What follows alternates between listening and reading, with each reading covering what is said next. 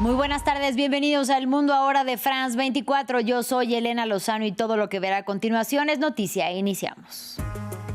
Nicolás Maduro envió una carta a sus pares latinoamericanos y mandatarios de las naciones que integran las Naciones Unidas. En ella, el líder venezolano les pide que condenen y sancionen lo que acusó de agresión de Estados Unidos por el bloqueo a sus buques petroleros sancionados y los ataques en el Caribe y el Pacífico contra supuestas narcolanchas.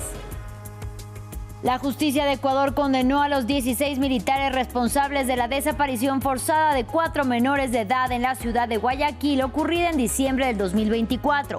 11 de los elementos castrenses recibieron una pena de 34 años y 8 meses de cárcel. El general de división ruso Fanil Sarvarov fue asesinado en un ataque con coche bomba en el sur de Moscú. Se trata del tercer general asesinado en la capital rusa en el último año y ocurrió horas después de que en Miami se reunieran delegaciones de Rusia, Estados Unidos, Ucrania y la Unión Europea para discutir el plan de paz de la administración Trump.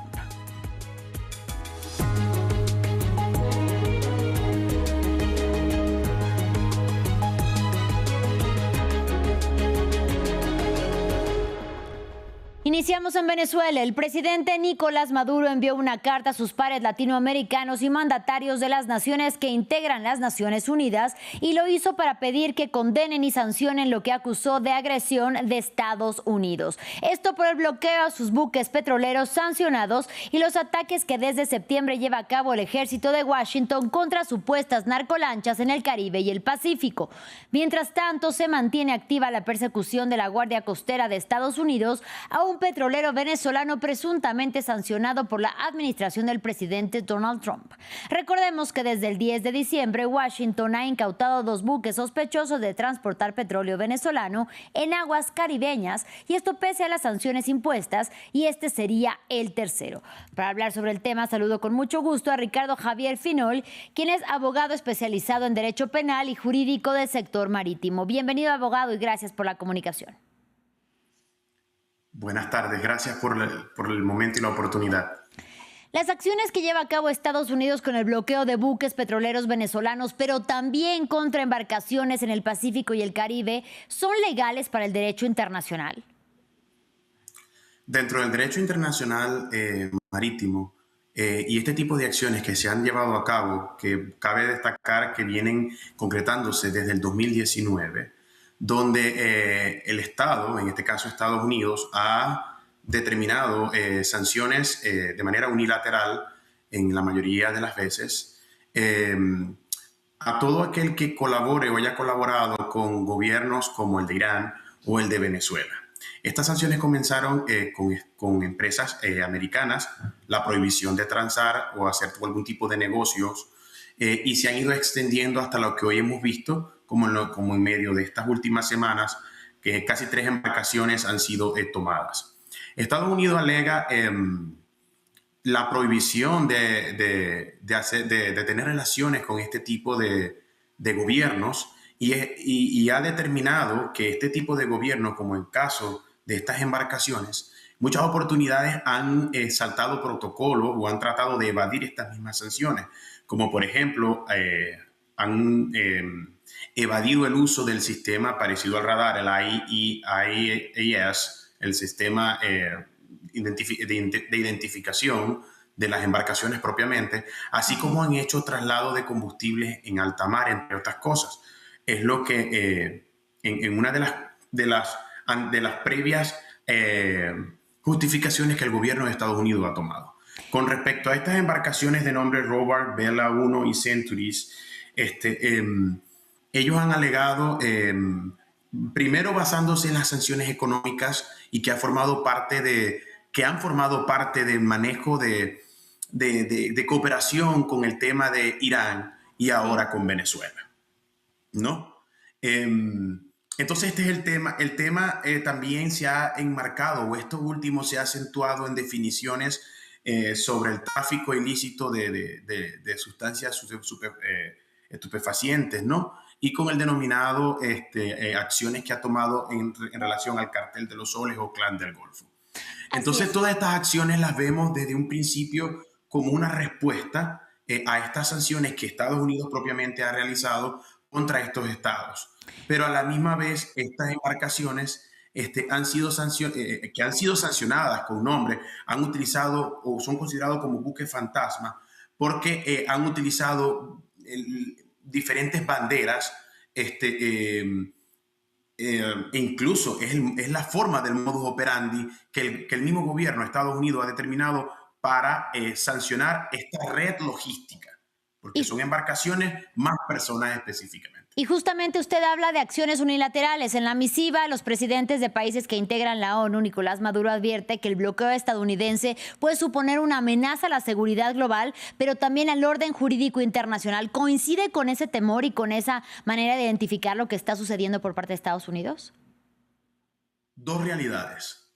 Asimismo, hace unos minutos la ministra del Trinidad y Tobago da la espalda a CARICOM, que son los países del Caribe, porque están apoyando al Estado venezolano. Mira, yo creo que todo va radicado en la escalada, ¿no? Si impacta o no a la región, la idea es prevenir. La idea es prevenir. Existen mecanismos que incluso China y Rusia han dicho que estas acciones no han sido determinadas por el Consejo de Seguridad de las Naciones Unidas. Entonces, aquí la idea es evitar. Si bien es cierto, no hemos visto buques de guerra que por parte de Venezuela, se han sido de una u otra forma visto en conflicto. La idea es evitar la escalada, ¿no? Pero sí hemos visto como, por ejemplo, un buque de Chevron, el cual se encuentra en estos momentos, salió desde Venezuela hacia Houston, Texas, Freeport, y se encuentra ahorita en el norte de Bonaire. Sí está cumpliendo con sus contratos, con su explotación marítima, porque ellos consideran, o se considera dentro del derecho, que este buque no ha sido sancionado, ¿no? Como estos buques que ciertamente ya previamente tienen una sanción. Sí, y justamente usted nos habla del buque de Chevron que ocurre, como usted bien dice, va camino con el petróleo venezolano en medio de esa persecución activa. Es decir, sale de las costas de Venezuela y no está siendo perseguido. ¿Se puede decir entonces, según su análisis, que Estados Unidos está aplicando sus reglas de forma conveniente e incluso selectiva? Yo diría más bien que la ministra Delcy Rodríguez fue incluso quien a través de sus redes publicó cuando este buque zarpó el 21 de diciembre de nombre Canopus Voyager, cumpliendo los convenios entre países, ¿no? Y este buque, al no ser sancionado, al no estar en una lista sancionado previamente por autoridades americanas, yo considero que no debería, porque es un contrato entre ambos países, ¿no? Entonces, ambos países lo han utilizado como, bueno, no hemos visto pronunciamiento por parte de Estados Unidos, pero por parte del gobierno de la República Bolivariana de Venezuela, ellos mismos alegan que están cumpliendo con su parte de contratos propiamente marítimos, ¿no? Acuerdos y compromisos asumidos por los estados. Entonces, eso en relación a este buque de Chevron, que como comenté, al momento va por el norte de Bonaire, Bien. Caribe, por Mar Caribe. Le agradecemos muchísimo por su análisis al abogado Ricardo Javier Finol con este tema de Venezuela, que por supuesto es una noticia en desarrollo. Gracias. En Ecuador, a 34 años y 8 meses de cárcel fueron condenados 11 de los 16 militares responsables de la desaparición forzada de 4 menores de edad en la ciudad de Guayaquil. En diciembre del 2024, los niños fueron hallados calcinados y con heridas de bala, luego de haber sido detenidos y llevados sin motivo aparente a un sitio desconocido por los elementos castrenses, hecho que causó conmoción en la sociedad ecuatoriana. Otros 5 soldados se acogieron a una cooperación eficaz, por lo que se les redujo la pena y un teniente coronel fue absuelto. Nuestra corresponsal en Guayaquil, Carolina Mela, nos amplía. El tribunal declaró culpable de desaparición forzada a toda la patrulla, a los 16 militares que están implicados en este caso. Los juzgó con la pena máxima solicitada por el fiscal de 34 años y 8 meses de prisión para 11 de ellos y 30 meses para 5, que son los cooperantes del caso que ayudaron para poder esclarecer los detalles de lo que sucedió ese 8 de diciembre, cuando los 4 menores de edad, Nehemías, Steven, Ismael y Josué, fueron detenidos, capturados llevados al sur de Guayaquil por esta patrulla y después llevados hasta 1 hora y media hasta la localidad de Taura. El tribunal reconoció la violación de derechos humanos y de tortura a la que fueron sometidas los menores. En los exteriores de la corte, un grupo de manifestantes han estado acompañando todo este proceso y desde muy temprano han estado pendientes del resultado de esta audiencia que marca un hito en la historia de este país, pero que además también en la política de seguridad del gobierno de Daniel Noboa, que está basada sobre todo en la militarización de las calles. La sentencia también ordenó medidas de reparación y de no repetición. El tribunal dispuso las disculpas públicas en un medio de comunicación a nivel nacional, también una ceremonia de desagravio en la base aérea de Taura, también la colocación de una placa con los nombres de las víctimas y la implementación de capacitación que tenga que ser obligatoria en temas de derechos humanos para todo el personal militar, que tenga una carga mínima de 120 horas anuales y que además estén enfocadas en las intervenciones con civiles, niños, niñas y adolescentes y adultos mayores. Lo que sigue para las familias de los 4 niños es un largo proceso y es el proceso judicial por la muerte de sus 4 hijos. Ahora vamos a Rusia. En Moscú, un teniente general encargado de la instrucción operativa del ejército ruso murió por la explosión de un coche bomba. El Kremlin sospecha de Kiev como posible responsable del ataque. El atentado ocurre horas después de que tuvieran lugar en Miami discusiones entre Ucrania, Estados Unidos, Rusia y Europa para intentar poner fin al conflicto que en febrero cumple 4 años de haber iniciado. Samuel Salgado Castro tiene todos los detalles. El teniente general ruso Vanil Sarvarov, jefe de la Dirección de Instrucción Operativa del Estado Mayor General, murió en el sur de Moscú víctima de un coche bomba. El Comité de Investigación ruso confirmó su muerte por heridas graves y publicó un video del vehículo destruido, con una puerta arrancada y sangre visible. La Comisión de Investigación rusa ha abierto una investigación penal sobre el asesinato relacionado con el atentado con coche bomba perpetrado en la calle Yasenevaya de Moscú. Los investigadores sospechan de los servicios especiales ucranianos, aunque Kiev no ha hecho comentarios. Este atentado se suma a una serie de ataques selectivos contra figuras rusas desde el inicio de la guerra en febrero de 2022, algunos reivindicados por el Servicio de Seguridad de Ucrania. Paralelamente avanzan las discusiones de paz para poner fin al conflicto en Ucrania. Los enviados del gobierno estadounidense Jared Kushner y Steve Witkoff han negociado un plan de 20 puntos con ucranianos, rusos y europeos. Varias conversaciones tuvieron lugar el fin de semana en Miami. El gobierno ruso dijo estar listo para confirmar en un acuerdo que no tiene intención de atacar ni a la Unión Europea ni a la alianza militar de la OTAN. Esto después de las revelaciones de la agencia de noticias Reuters sobre eventuales planes del Kremlin contra Europa. Rusia no persigue los objetivos agresivos que se le atribuyen. Como ya ha declarado el presidente ruso, estamos incluso dispuestos a consagrarlo formalmente en el contexto de una posible resolución de la actual crisis ucraniana, basada en el principio de seguridad igualitaria e indivisible.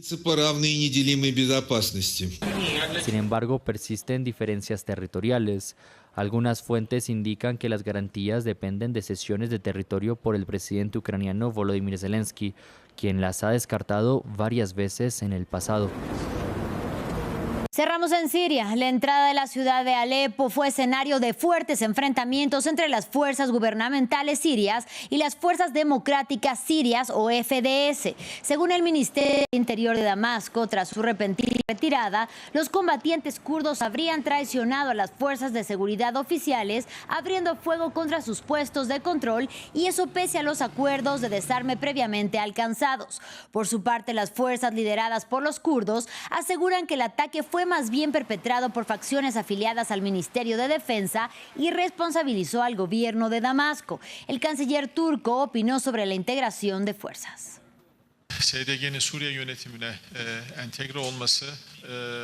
Es importante que las fuerzas democráticas sirias se integren al gobierno sirio, que lo hagan mediante el diálogo y el compromiso de una manera que beneficie a todos y que dejen de ser un obstáculo para que Siria alcance una estabilidad, integridad y prosperidad sin precedentes en su historia.